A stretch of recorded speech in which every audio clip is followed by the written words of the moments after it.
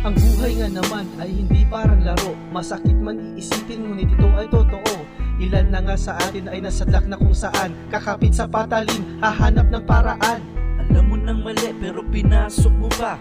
Alam mong hindi tama, bakit ginawa mo pa? Sarili mong ina, ginawa mo pang tanga. Habang ang iyong ama, tudo kayo talaga. Tulad na lang ng aking kapabata, bisyo at sugal ang lagi niyang kasama. Wala nang magawa ang kanyang mga magulang. Ilang beses nasa kote, labas-masok sa kulungan.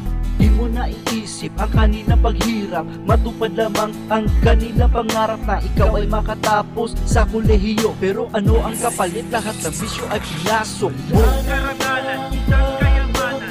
Kaya lang dapat nating pag-ingatan. Sistemang mali, dapat nating itama. Pagkatuli tayo rin naman ang kawawa. Ang karagalan, isang kayamanan. Kaya lang dapat nating pag-ingatan. Sistemang mali, dapat nating itama. Pagkatuli tayo rin naman ang kawawa. Magnakaw, tawag ko sa mga nakaupong mga tungaw. Sistemang bulok na gobyerno, hindi na talaga masisinag sa araw. Puro papugi lang inatupag na makupal na kumag. Ang lakas makasigil ng buwis, pero saan na to bumabagsak? Bakit nayaan manakawan ang sariling bayan? Sino ba talaga ang sisilang ganitong karamalan? Lagi na lang ba tayo nga sa mga ganitong sitwasyon? Dapat tumayot lumaban para sa ating demokrasyon.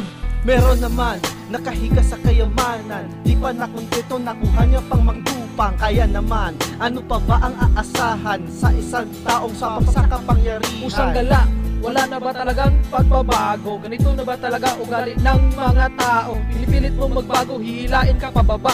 Nasa Diyos ang awa, nasa tao ang gawa. Ang karagalan, isang kayamanan. Kaya lang dapat nating pag-ingatan. Sistemang mali, dapat nating itama. Pagkatuli tayo rin naman ang kawawa.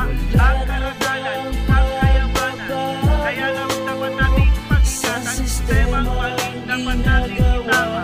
Pagkatuli tayo rin naman ang kawawa. Ito naman ay tungkol sa mga pangyayari na hanggang ngayon ay wala pa ring pagbabago. Kaya't pakinggan ninyo. Ilang taon, ilang dekada na ang dumaan. Mula noon hanggang ngayon, patayan ng patayan.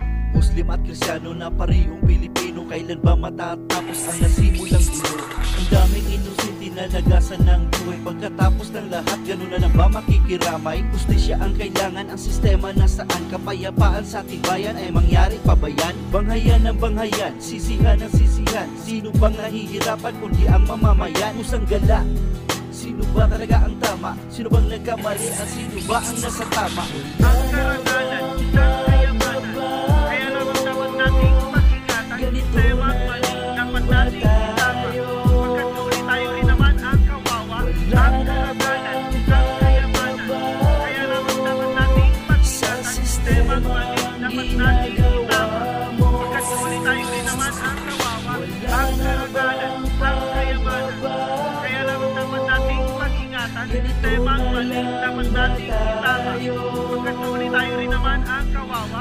Ang karagalan, isang kayamanan. Kaya lang dapat nating pag-ingatan. Sistemang mali, dapat nating itama.